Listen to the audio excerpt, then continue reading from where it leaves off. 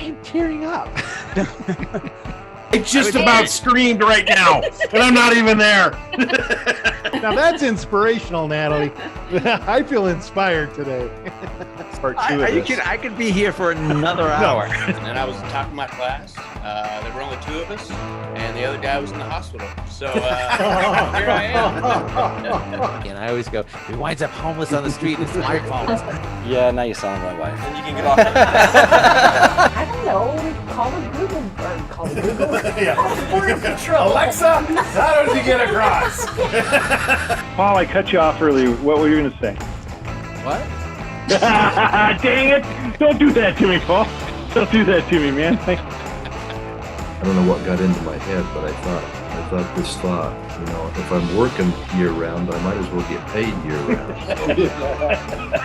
round. Sweet Talk is a weekly 20-minute podcast brought to you by the Continuing Education and Workforce Training Division of Idaho State University's College of Technology. Find us on Apple Podcasts, Spotify, and SoundCloud, and subscribe today. Now, it's time to get started with Sweet Talk. Hello, everyone. Welcome to Sweet Talk, our weekly podcast here at Continuing Education Workforce Training at Idaho State University. As always, I'm your host, Paul Dickey. Along with me today is our co-host, Gary Salazar, the Director of Continuing Education Workforce Training. How are you doing today, Gary? I'm doing great, Paul. Thank you very much. And we have another co-host on today, joining us as well. Raylan Price, our health programs coordinator here in Sweet. She's going to be with us as well, along with our very special guest. But it's nice of you to get us started, Paul. Thank you very much. Oh, you are welcome, Gary, as always. Hey, Raylan, it's nice to see you today. How are you doing? I'm great. Thanks, Paul. Thanks for asking. Right. And Raylan's here with us today because our special guest is health related.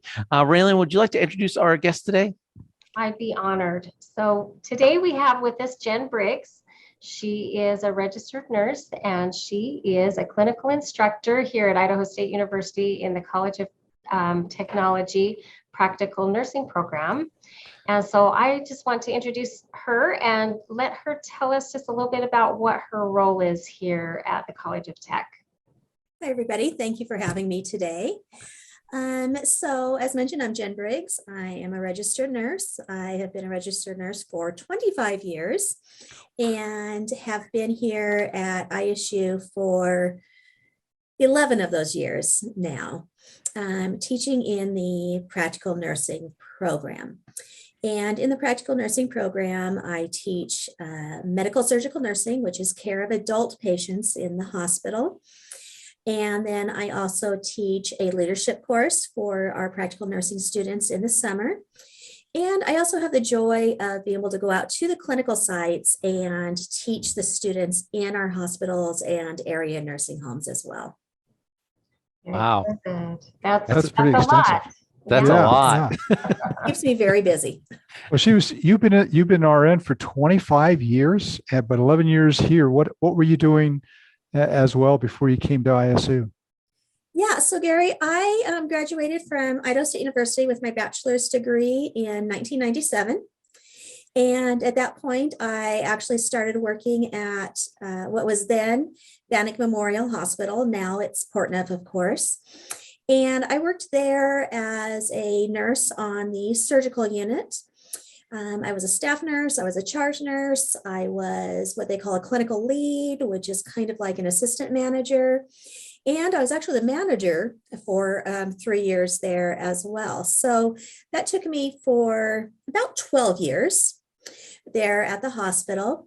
And then I decided I wanted to spread my wings a little bit. And I went to Boise and I worked at St. Luke's, their downtown hospital, on their orthopedic neuro unit. And I did that for 2 years while I was finishing up my master's degree. Once I finished my master's degree, I decided I wanted again another change. And so after interviewing at several colleges, I decided I wanted to come home to Pocatello and I got the job here at ISU. Wow, that's a great circuit. Well done. And that's a ton of experience. You're exceptionally qualified to be teaching for us. So thank you. Yeah, no problem. And in addition, up until from 2012 until 2020, I would also travel down to Twin Falls and work on their acute inpatient rehabilitation unit as well. So just another area to put in my binder of skills.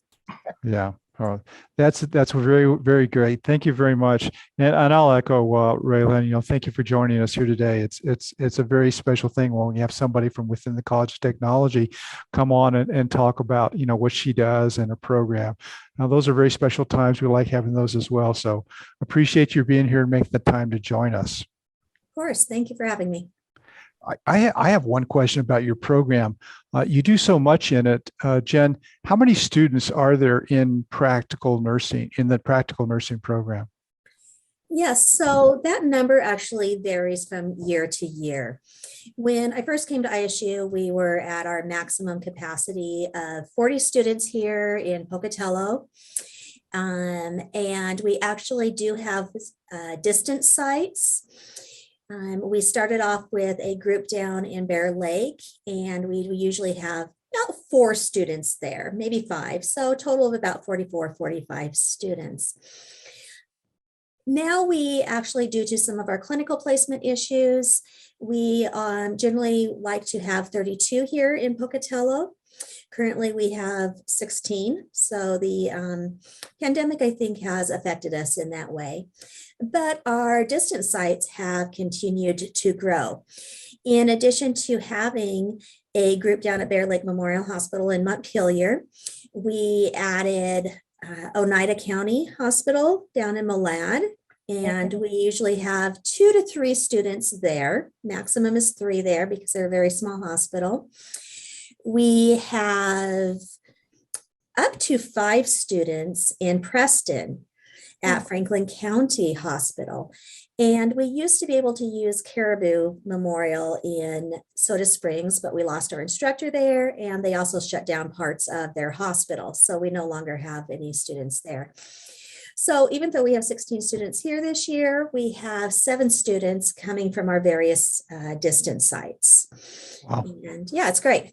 That's pretty spread out across our region, the southeastern region here. So that's cool that you can track and help out all those different counties. Very, very nice. Yeah. So I have a question, Jen. When in those other areas, do you have classrooms set up, or do they Zoom into the classroom here? How does that work?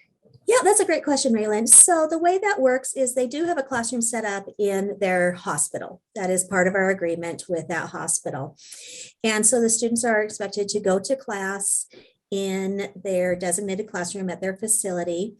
And at the same time, they are actually in that classroom, they are Zooming in with us. Okay, very good. So that allows us to have them be in the facility, listening in real time to our Zoom class. So they're on at the same time that our students are here in class, but they also have a faculty member plus all the other nurses there that can help guide them or clarify any information right there on site, which is very much more helpful than having them spread out in their various homes. Very good. So I'm assuming then they each have kind of a clinical area set up in those classrooms as well. Yes. So each hospital also has a little lab where the students will learn and practice their nursing skills. And then they also do their clinical rotations at that hospital. So these students don't have to travel very much. We ask them to come up and see us a couple of times a semester, maybe. But for the most part, they can get their LPN certificate while being able to stay in their community. Very good. So another question for you, Jen, and this is mostly for our listeners. How long is that LPN program, and what are the requirements to be able to apply and get into the program? So the LPN program itself is an 11-month program. We have our applications open in November each year, and they close in February. And then those students who are admitted will start classes in August. So we go August through usually the second week of July the following year. So 2 full semesters. The summer semester is an 8-week semester for them. For students who are wanting to get into the program, we actually have very few prerequisites. We ask them to complete a dosage calculation course through your workforce training that was developed by you guys, which is great. We have them take English 1101, just because it's very important as nurses to be able to communicate in writing. We have them take anatomy and physiology, and there's several different anatomy and physiology courses that we will accept. And I cannot remember the other one. So if there was a high school student, they were a senior and they knew that they wanted to go into nursing, could they apply their senior year in that October, November, and actually then enter into the program in the fall? Absolutely. As a matter of fact, I have at least one student that I'm aware of that did just that. Okay. Because we do have another requirement that you must be a CNA in order to apply to our program. We find that students will be able to take that CNA class while they're in high school, either as a junior or a senior. They can dual enroll in the English course. They can dual enroll in one of the anatomy and physiology courses. Library science, LLIB 115, research. Oh, wow. Okay. Yes. That they're not able to dual enroll in, but it's something that they can take over the summer. Because we do a conditional acceptance, as long as they have everything done by August, even if they're taking that course in the summer after all the application period is over, we will let them start. Okay, very nice. That gives somebody really a head start if they know that they want to become a nurse, and they can just jump right in and do that LPN program and then do the bridge. So that's very nice. Yeah. Yes. Excellent. Paul, do you have a question? Yeah. So I've heard, it's in the news recently that we're nationally, there's a nursing shortage. Is that something that we're seeing in Idaho as well? Yes, we are. Idaho is definitely not immune to the forces that have been shaping our lives over the past 2 years. As a matter of fact, it's funny that you mentioned that, because I was just watching a webinar today about the nursing shortage and what we as nurses and educators can do about it. So yes, right now we are projecting that we will have a nursing shortage over the next, well, we're currently in one, let's be honest. We are currently in a nursing shortage, and it is not projected to get better, even though our nursing school enrollment numbers are going up. Mostly because the median age of nurses is 51 years of age. So that's getting a lot of people out for retirement.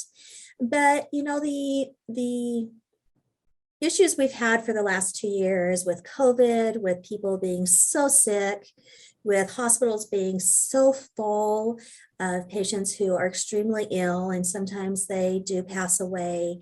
And it's been very, very traumatic for nursing. And so we are finding that nurses have left the profession. Whether or not they'll come back or not is anybody's guess at this point. And we're not positive that we're going to be able to have enough graduates to replace them, even though our projected numbers for graduating nurses is actually, the line just keeps going up, but we just don't know what's going to fill in who's leaving. So to kind of counteract this shortage of nurses, are any of the hospitals creating any sort of incentives to get people to take nursing programs or to hire nurses currently? Yes. So we are seeing that nursing wages are increasing, because that has been one of the drivers for nurses leaving the bedside, is that a lot of nurses left to take travel positions, and we've always known that travel nurses get paid more. So they are leaving for that. So we're seeing that they're increasing those wages. They're also, particularly I know here at Pocatello at Portneuf, they're offering other incentives. They are actually trying to increase the tuition reimbursement. So if they have employees who are in school, maybe a CNA who's getting their LPN or RN, or maybe an RN who's getting an advanced degree, that they are helping those nurses pay for their schooling so that they can keep them for a longer amount of time and create some loyalty there. They're trying to do recruitment bonuses and sign-on bonuses. But I think just as importantly, and maybe even more importantly, they're doing things to try to keep the nurses that they have. You can keep filling up a bucket, but if it has a hole in the bottom, you're never going to get to that top, right? And that's a lot of what we're seeing in nursing. And so, they're doing things like, in addition to helping with tuition reimbursement, they are doing bonuses every year. So on your date of hire, your anniversary, you're getting a bonus in addition to maybe your raise.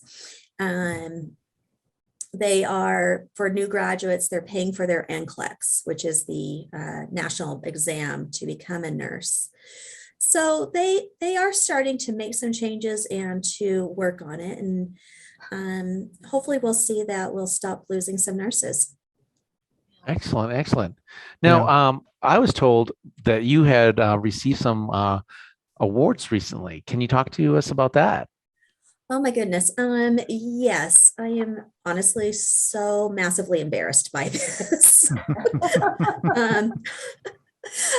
People keep talking to me about it and I'm like, oh my gosh, I'm just really embarrassed. So I was nominated by our department chair for one of the Distinguished Faculty Awards for the entire university in teaching. And so as they do that, they identify 5 master teachers. And of those 5, they will pick one to be the distinguished faculty. I am not the distinguished faculty, but I was identified as one of those 5 master teachers here at Idaho State University. Oh. And then in addition to that, I was nominated for an outstanding faculty award here at the College of Technology for teaching. And I did receive that award as well. Wow. Well, that doesn't surprise me at all. Actually, when I see you over there busy and preparing for classes and trying, to find innovative ways to teach your students, it doesn't surprise me. That is so cool to hear, Jen, and I can appreciate you being embarrassed, but my goodness, for somebody to recognize a peer and say, this is a master teacher. I mean, what a great thing to have in your faculty. I mean, that shows fantastic leadership in the classroom. That shows that you're making it count with our students. That is something to be very, very proud of, lady. You've done well. Congratulations on that. That is such a cool thing. Yeah. Well, thank you. My attitude pretty much is I come to work and do my job. So okay, so you're very low key as well, and a nice thing, and that means you're very approachable too. So another real positive thing for terrific faculty. They're easily approachable, accessible to their students. They do a great job. The recognition you get from this, it sounds like it's very well deserved. Yeah. Oh, but I've got one more question here, and I just got to ask this. You have done so much. You got this long career going on. You're teaching in the classroom.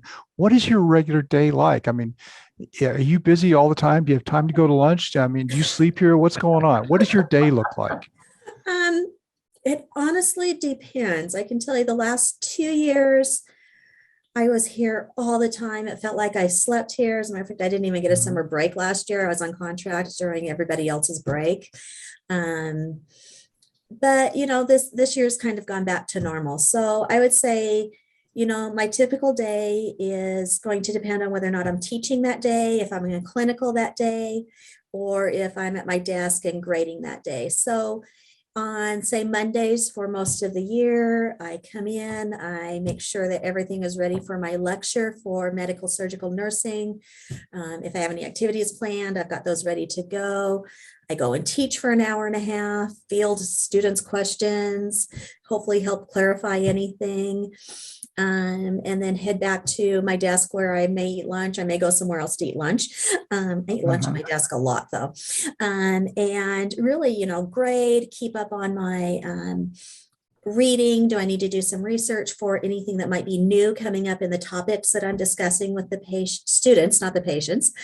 And then if I'm with clinical with the students, I'm right there with them at 5:30 a.m., 4:30 a.m., getting them set up for clinicals and spending my day with them, checking on them, teaching them, making sure that they are learning and feeling safe while they learn. Incredible schedule. Wow, that's so cool. Hearing this story, we get feedback now and then from people who ask questions about or say, hey, this was a wonderful podcast. If somebody wanted to talk to you, they're hearing or they're watching this podcast and go, I want to learn more about what Jen does, or I want to learn more about the program. Is there a way that they could reach out and contact you, or what would be the best way for them to find that information? Oh, absolutely. So I'm pretty attached to my email. I think that really makes me a typical Gen Xer, rather than being attached to my phone and my text messages. So Jennifer Briggs at isu.edu is a great way to get a hold of me. My phone number is 208-282-2830. And that is also a way to get a hold of me. If someone wanted information just about the nursing program itself, our administrative assistant, Tashina Hunsaker, is fabulous. And she can be reached at 208-282-2864. Excellent. And Jen is right. Sorry. Go ahead. I'm sorry. You go ahead, Gary, and then I will pop in. Okay. I was just going to say, Tashina is awesome. What a great person to have in there. Go ahead, Raylin. Oh, I was just going to say, just to briefly end with, what would you say to those who wanted to enter into the LPN program? What would be the advantage of entering into the LPN program versus entering into the BSN program? For instance, like doing 2 years of undergrad and then moving into the BSN program. If you could maybe just quick address that. Absolutely. And, I don't want to have any way that I perceive that I'm against the BSN program, because I graduated from our BSN program here at ISU, and it's a great path for those for whom it works. But, going through a career ladder where you do your CNA, come to us and spend 11 months doing the LPN program. One, you're working as a CNA, getting experience, earning CNA wages as well, which may or may not match McDonald's these days. But you're getting that valuable experience. And then we find that students can go out and work as licensed practical nurses in the community, whether it be a hospital, a clinic, an urgent care, home health. And for some people, this is a great break and a time to maybe do some other things in their lives, often with family, and it's a natural breaking point. And then be able to transition into our Bridge program, our associate degree registered nurse program, which is a year of prerequisites and then a year of classes. It is 12 months. And so for students who choose to go through this career ladder, they're working on their RN while they're working as an LPN, earning LPN wages, again, which are better than CNA wages, and getting LPN experience, which will translate to the ADRN nursing program. And at that point, our students can dual enroll in the ADRN program and the School of Nursing's baccalaureate completion program. And we find that students will usually take one more semester after completing the ADRN program, one more semester, and they have their bachelor's. So it's still about a 4-year period if someone goes straight through. As opposed to someone who goes straight through with the BSN program, 2 years of undergraduate, 2 years of the program, those 4 years, you're working as a CNA or at McDonald's. You are not getting that nursing experience. You are not getting those LPN wages. So, for a lot of our nurses, just life needs going this way works because there's several natural break points. But, it's life experience and everybody's a little bit different. And I will say that a lot of the employers that we talk to really like hiring our nurses, particularly when they get out of the ADRN program, because they have those additional years of experience behind them versus a brand new graduate out of the baccalaureate program. Very cool. Well, that's great. I appreciate you speaking to that because some people don't know it, that it's even an option. And I think it's good for them to know that there are different pathways and different options to get to that goal at the end. So that's amazing. Yeah, absolutely. And, there are just all sorts of amazing job opportunities out there for LPNs. A month doesn't go by when I don't have an employer emailing me saying, I need nurses. Can you talk to your students? Very cool. Very nice. Very nice. Well, good job, everybody. Hey, Jen, we're getting close to the end of our podcast, so we're going to start closing this up. For everybody who's listening, we have Jen Briggs from College Technologies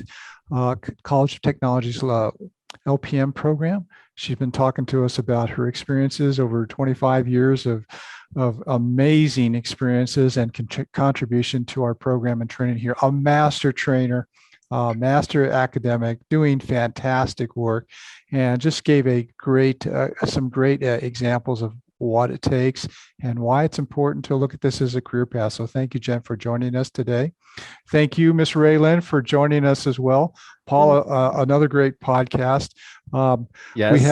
We have done another one and it's in the can. I'd like to see if maybe you'd like to bring this thing to a close and tell everybody good night. And yes. We'll see them next week. Yeah. Thank you, Gary, so much. Raylyn, always a pleasure. Jen, thank you so much. So if you want to get a hold of us, you can email us at cetrain@isu.edu. You can visit our website at cetrain.isu.edu. And you can call us at 208-282-3372. Thank you so much for joining us, and everyone be safe out there.